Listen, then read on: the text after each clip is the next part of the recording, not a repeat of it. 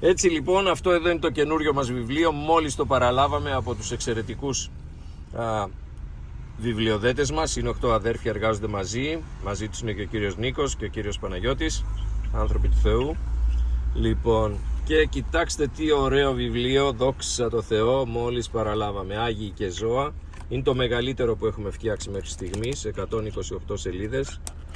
Είναι καταπληκτικό, δόξα τω Θεώ, πραγματικά. Πιστεύουμε ότι θα σας αρέσει πάρα πολύ. Θα χαρείτε να το διαβάζετε μαζί με τα παιδιά σας. Δόξα τω Θεώ. Χαιρόμαστε πάρα πολύ και ευχαριστούμε ιδιαιτέρως όσους το έχουν κιόλας αγοράσει χωρίς να το έχουν δει. Ευχαριστούμε πάρα πολύ. Να εύχεστε.